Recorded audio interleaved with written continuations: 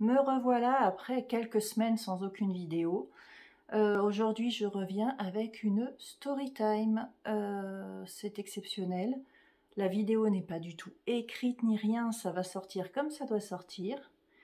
Si vous me suivez sur Insta, vous avez déjà un bout des éléments. Sinon, ben, vous aurez tout ici. Comme vous l'avez vu, c'est une nouvelle vie qui démarre. Alors, je n'ai pas une super nouvelle à vous annoncer, si ce n'est que je reprends ma vie en main comme il se doit, mais on va tout remettre, on rembobine, et on part tout dans l'ordre. Comme vous le savez, le début d'année a été un petit peu compliqué pour moi, puisque j'ai commencé avec une paralysie due à une double hernie, hospitalisation d'urgence, opération d'urgence pour m'enlever la chose qui coinçait le tout. Donc j'étais rentrée à la maison, je vous ai fait des petits vlogs. Entre-temps, ça faisait 8-10 jours que j'étais rentrée à la maison. Mon papa a fait un infarctus, atterri direction les urgences pareil. Il va bien aujourd'hui, il est en convalescence. Donc ça m'a fait un deuxième petit choc hein, quand même, c'est des choses pas évidentes. Alors la paralysie de hernie, je ne la souhaite à personne, tellement c'est violent et douloureux, mais je vous en ai déjà parlé, donc je ne vais pas m'éterniser. Le choc que j'ai eu pour mon papa, surtout que je ne pouvais rien faire parce que j'étais immobilisée à la maison, ça m'a un petit peu travaillé. Et ce qui s'est passé, c'est que le 27 février, c'est récent, puisqu'aujourd'hui nous sommes le 9 mars, si je ne dis pas de bêtises. Et le 27 février, donc pas le dimanche qui vient de se passer, mais le dimanche d'avant, ben, à 20 minutes près, je mourrais.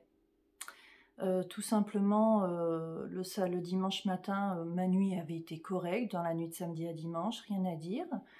Le dimanche matin, je me suis réveillée, déjà allongée, je me sentais pas terrible. Je sais pas, je peux pas vous définir le truc, je savais pas si j'avais envie de vomir, si j'avais envie d'aller aux toilettes, j'étais pas bien. Je me suis levée, je suis allée aux toilettes et là j'ai senti que ça allait plus du tout. J'ai commencé à ruisseler, mais quand je vous dis ruisseler, c'est vraiment ruisseler, c'est pas 3 gouttes de sueur. C'est que vous ouvrez un robinet, je ruisselais, ça me frappait dans les oreilles, ça m'oppressait la cage thoracique et ça me faisait pareil une oppression au niveau de l'omoplate. Je me suis dit, en me relevant des WC, je me suis dit oh ça va pas, puis je continuais à ruisseler, je sentais que je commençais à... Mais j'ai pas tilté, j'ai rien analysé, hein. C'est le matin au réveil, on se réveille, moi j'ai pas le temps d'analyser. J'ai voulu donner à manger au chien, j'ai fait tomber la gamelle parce que ça allait de pire en pire, je ne pouvais plus respirer, ben voilà, je ruisselais toujours, ça n'allait pas du tout. Donc je suis retournée comme j'ai pu vers ma chambre et je me suis effondrée, une jambe sur mon lit, une jambe par terre. J'ai fait ce que j'ai pu et j'ai essayé de respirer parce que je respirais plus. Alors, petit plus qui m'aura aidé et qui m'aura permis de gagner du temps, c'est que j'ai pas paniqué. C'est que je me suis dit, tu restes comme ça, tu respires, t'inspires, tu expires. Je faisais ce que je pouvais, mais j'ai bien vu que j'arrivais plus à respirer, que même en étant calme, ça allait plus. Donc, du peu de voix qui me restait, j'ai appelé mon fils. Donc, je lui ai dit, Melvin, maman fait un malaise. C'est la seule phrase que je lui ai dite. Je ne pouvais plus parler. Il est arrivé, mais alors, sans mentir, le quart de seconde, hein, il a bondi de sa chambre, il était dans ma chambre. Je lui ai montré le téléphone, j'ai fait SAMU grands-parents. De toute façon, j'étais pape, fallait pas me demander à faire un discours, n'est-ce pas? Donc ben, il a appelé le SAMU. Il a super bien géré, le SAMU a posé toutes les questions, il a répondu comme il a pu. À un moment donné, il m'a mis le téléphone, j'entendais le monsieur du SAMU qui me parlait, mais ça me semblait loin, vous imaginez même pas à quel point ça me semblait loin. J'ai dû répondre un ventre. Bref, un peu. Je pense que le mec, il a compris que j'étais déjà partie.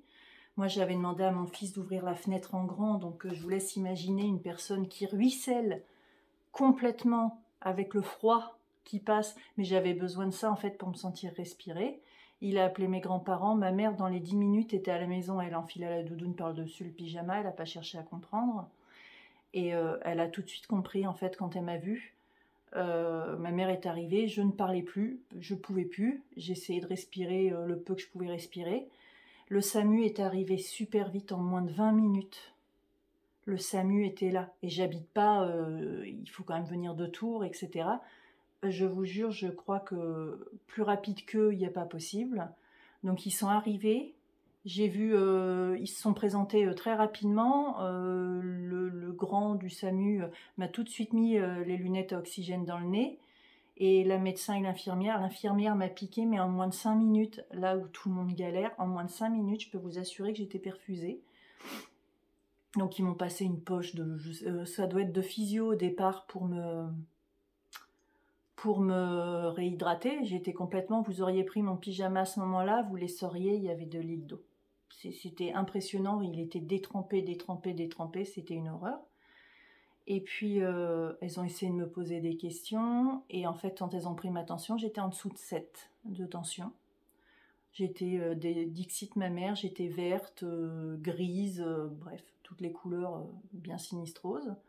Et en fait, elles ont tout de suite su ce que c'était, donc elles ont appelé tout de suite, elles ont demandé où je souhaitais aller, si c'était dans l'hôpital qui a vraiment plus loin, ou là, au final, je me suis fait hospitaliser puisque c'est la clinique du cœur. Ma mère a dit la clinique du cœur, c'est à côté, c'est rapide. Donc, elles ont essayé de me stabiliser d'abord, c'est-à-dire on fait remonter la tension, on hydrate, on passe de l'héparil. L'héparil, c'est un peu comme du Destop, c'est-à-dire que c'est un produit qu'on vous passe et qui est censé enlever, fluidifier le sang et enlever tous les caillots en fait. Et du coup, bon, bah, ils ont essayé de me stabiliser. Quand je suis remontée, il était sans mentir, hein, 9h40, 1 heure plus tard seulement, elles avaient réussi à me stabiliser. Sauf qu'il fallait me descendre et que par mes escaliers, c'était impossible. Mais impossible. Tellement c'est merdique. Donc en fait, ils ont appelé les pompiers et la grande échelle. Donc en fait, ils m'ont mis dans un matelas coquille, ils m'ont toute cernée, toute bloquée. Et puis bah, j'ai fait l'animation du quartier le dimanche matin avec la grande échelle. Je dois avouer que moi, une fois que j'étais posée, à partir du moment où le SAMU a été là, les pompiers étaient là, tout le monde était là, et que le SAMU avait fait ce qu'il fallait, en fait, je me sentais rassurée. Donc ça a sûrement aidé aussi. Et pendant qu'ils m'ont descendu sur la grande échelle, j'étais trop bien. En fait, il faisait beau, le ciel était bleu. C'était un pur moment. Voilà, j'ai eu ces quelques minutes d'apaisement. Et puis après, redirection les urgences cardio. Et je suis arrivée donc aux urgences cardio avec un diagnostic d'embolie pulmonaire. Et il s'avère que, en effet, le cardiologue, quand il m'a reçu, il a mis tout de suite l'appareil à échographie, il est tombé dessous tout de suite. En fait, j'ai fait une phlébite plus une embolie pulmonaire sévère. Je crois que pendant tout mon séjour, et même en médecine, à la fin, la cardio qui était là, limite, me faisait culpabiliser, comme si je me rendais pas compte que j'avais failli mourir, que j'avais fait quelque chose de sévère, ou que limite c'était de ma faute. Ça fait réfléchir en fait. Et donc je suis rentrée le dimanche, je ne suis ressortie que samedi dernier. Enfin ça on sort vite ceci dit. Il n'y a pas d'opération hein, pour ça, c'est-à-dire que moi je suis arrivée, ils n'ont pas cherché à comprendre. Ils m'ont fait passer des poches d'héparil, plus un bolus en plus, et on m'a fait passer par plus de sûreté pour l'échographie un IRM. Donc voilà, puis tout s'est révélé, de toute façon tout était bon. Et puis après on m'a laissé me reposer, que tout se stabilise. De toute façon, le cardiologue avait dit on ne la bouge pas tant que la tension n'est pas remontée au moins à 12, il n'y a pas moyen. Donc voilà, il a fallu me sonder l'après-midi puisque je n'avais le droit de faire aucun mouvement. Donc petit moment très agréable. Et donc j'ai passé toute la journée du dimanche dans un bloc aux urgences sous surveillance de l'infirmière et du cardio. Infirmière géniale, au top adorable. Et le soir à 22h30, on m'a monté en réa cardiaque parce qu'il fallait me surveiller, avoir tension, les palpitants, le palpitant, enfin fallait tout avoir. Du coup, le lendemain, réa, toute la journée réa, et en fait, je suis passée en médecine le mardi ou mercredi, Donc où en fait là on prenait plus que la tension 2 à 3 fois par jour et basta. Et j'ai fini ma semaine, donc semaine un peu compliquée parce qu'en plus je me suis mangé une cardiologue en service de médecine, une horreur, mais vraiment un mal aimable, bref, une horreur. Je reviendrai même pas dessus, mais si vous m'avez suivi sur Insta, vous savez comment je l'appelais, comme ça. Et voilà, et donc je suis rentrée samedi chez moi. Alors ça me fait extrêmement de bien d'être chez moi, franchement, il n'y a pas mieux à l'hôpital, c'est qu'il n'y a pas à dire, déjà on se repose pas bien, il y a plein de bruit. Donc au moins là je peux me reposer et j'ai ordre. Alors c'est un juste milieu qu'il faut trouver qui est difficile, puisque dans le cadre de ma rééducation de hernie, il faut que je bouge, il faut que je fasse les mouvements du kiné, il faut que je fasse des choses. Mais dans le cas de l'embolie pulmonaire, eh ben c'est repos, repos et repos, puisque de toute façon, je suis essoufflée en moins de 3 minutes, quoi, j'ai plus rien. Donc voilà les dernières péripéties de l'année. Autant vous dire que depuis le 27 février, ce qui résonne en moi, c'est le fait de m'être vue mourir, sous les yeux de mon fils. C'est des images enfin c'est des sensations très particulières. C'est-à-dire qu'à la fois, je me rends compte, même si on le sait tous, que demain, que la vie fait qu'on ne sait pas comment demain sera fait, que tu sais pas si tu vas te lever debout, être malade, tu n'en sais rien de même comment tu seras demain. Mais là, le fait d'avoir juste d'être passé à pas grand-chose de la mort, ben, ça vous file une claque. Et en fait, c'est très bizarre, c'est que vraiment, je suis dans le mode, je démarre ma nouvelle vie. Alors j'étais déjà très positive, à vouloir monter mes projets, etc. Mais là, c'est encore pire, parce qu'il y a vraiment le côté où, même si des gens sont pas contents, si je fais ci ou ça, j'en ai rien à faire. Je ferai tout ce qui me fait plaisir. Je veux profiter de chaque instant avec mon fils. Je veux profiter de chaque instant avec mon papa. Voilà, c'est-à-dire que j'ai envie de bouffer la vie à pleines dents. Je suis à fond, quoi. J'ai la niaque. Et en fait, de l'autre côté, au fond de moi, je suis à fleur de peau. C'est plein d'émotions et j'ai failli mourir. C'est l'inquiétude que ça revienne. Alors même si au fond de soi, on sait que ça va pas revenir comme ça, que ça craint rien, etc. Et ben par moment, on a des petits coups de stress. Et moi, il y a par moment, je ressens comme une oppression, mais c'est la tête, hein, c'est dans la tête, c'est ça qui crée un stress. Et clairement, c'est pas facile. C'est que j'ai souvent des moments avec des montées de larmes et des moments avec des coups de mou parce que, ben, en fait, j'ai eu un choc post-traumatique, hein, clairement, c'est ce que m'a dit le médecin. J'ai accumulé trop de... Ça m'a fait trop. Entre ma hernie, mon père et moi, ça a fait un trop-plein. Et du coup, ben, je suis un petit peu à fleur de peau, c'est pas évident. Là, on a trouvé pour pallier, pour que justement ça s'amenuise. Mon médecin a essayé. Allez, viens, parce que t'es fatigant. Allez, saute. Désolée, Gizmo veut participer à la vidéo. Et j'ai vu mon médecin généraliste hier, on a refait un point. Alors, il m'a beaucoup rassurée en me disant qu'avec le traitement, puisque ben, j'ai un traitement anticoagulant, avec le traitement, ben, je pouvais plus avoir de phlébite, mais ça m'empêche pas d'avoir une embolie pulmonaire, hein. Mais je ne pouvais plus avoir de phlébite. Donc il a essayé de me rassurer, et puis on va continuer le traitement. En plus, derrière, moi, c'est beaucoup de rendez-vous à prendre, parce qu'il faut savoir qu'en fait, mon embolie pulmonaire a été mise ensuite post-opération. Bon, je vous avouerai qu'il y a un cardio qui n'y croyait que moyen. Autant vous dire que le chirurgien qui est quand même passé me voir pendant mon hospite, on n'y croit pas non plus. Et moi, j'y crois pas. Sincèrement, j'y crois pas. Je laisse à mes parents le choix d'y croire, mais moi, je n'y crois pas. Faut savoir que ma grand-mère maternelle est morte dans les bras de ma maman. Elle devait avoir quasiment mon âge et elle est morte d'une embolie pulmonaire. Alors maintenant, j'ai plein de tests à faire pour voir si c'est génétique, pas génétique. Si c'est génétique, j'ai un traitement à vie. Sinon, de toute façon, c'est 6 mois de traitement. Et j'ai plein d'examens à faire. Moi, je sais de quand ça date. ça date depuis le mois de décembre. Puisque depuis au mois de décembre, j'ai été très très malade aussi. J'avais fait faire une prise de sang sur les conseils d'une personne que j'aime énormément.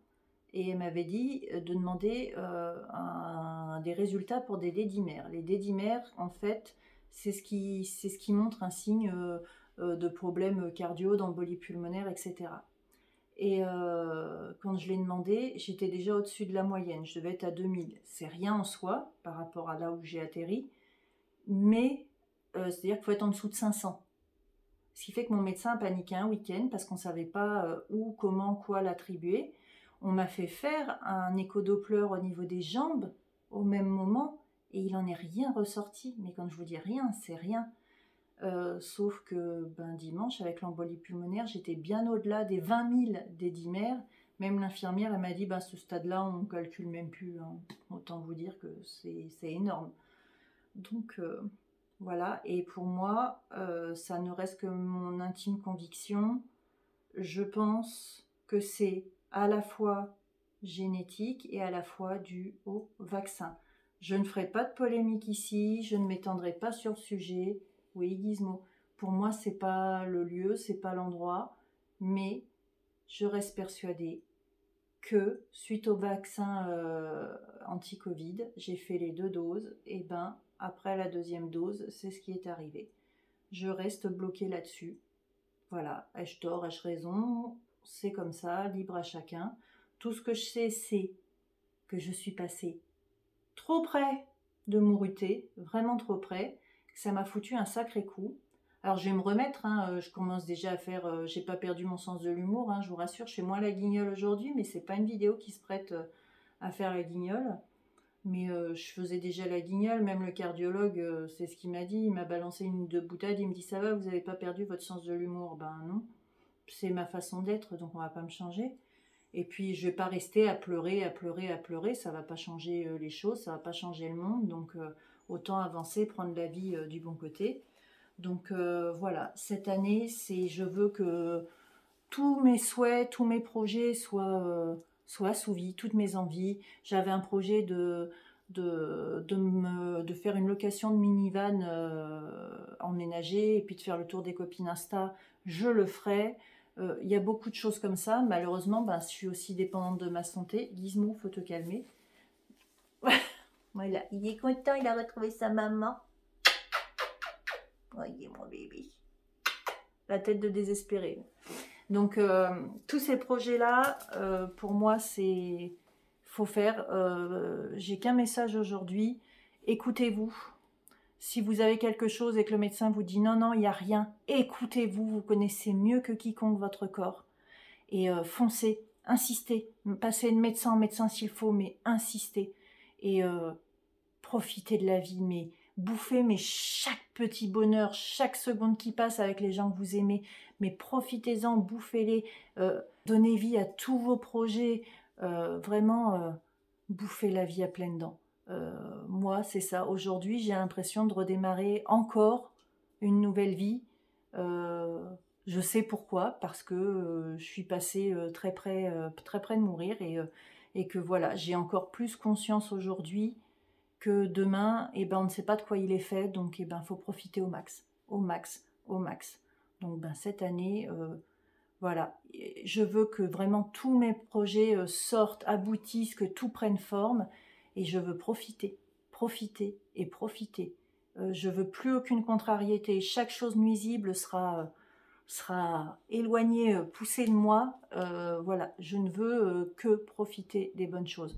Oui, la vie est difficile. Oui, on a tous des galères, mais voilà, il faut s'accrocher, il faut profiter et il faut vivre, tout simplement. Pas de temps à perdre, en fait. Vraiment, on n'a pas de temps à perdre. Donc, cette année, voilà, j'ai dit ma chaîne YouTube, je veux faire beaucoup plus de vidéos. J'ai pris beaucoup de retard, malheureusement, avec mon site internet. Et voilà, je ne peux pas me dédoubler, j'ai pas toutes les capacités, surtout qu'actuellement, c'est beaucoup de repos qu'on me demande. Donc, en fait, j'ai pris contact avec une personne qui crée des sites, qui fait des refontes, etc. Et c'est elle qui va me le faire parce que je n'ai pas le temps. Je vais avoir déjà toutes les photos des bijoux à refaire et ça bouffe un temps énorme. plus des créations, etc. Donc ben j'ai pas le temps, donc ben je vais essayer de me dispatcher comme je peux à ce niveau-là.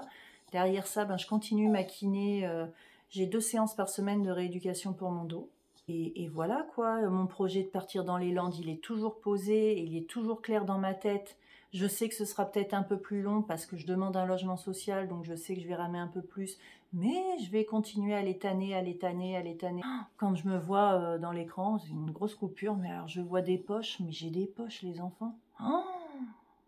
Prenez soin de vous, prenez soin de votre corps aussi.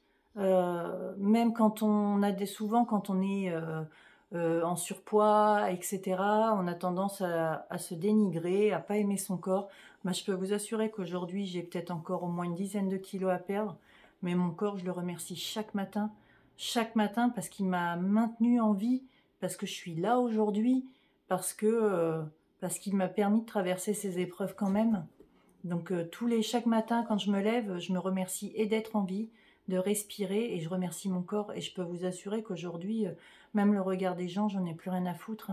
Ben oui, je suis ronde, et alors? T'es pas content, passe ton chemin. Je m'en fous. Je m'en fous. Clairement, je m'en fous.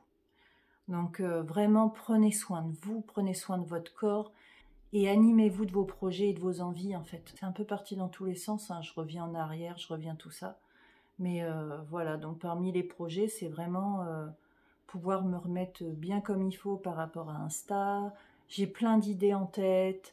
Voilà, pouvoir bien faire décoller ma boutique en ligne. J'ai des commandes, hein, mais voilà, c'est pas encore... en même temps, il y a pas... Toutes les photos n'y sont pas, etc.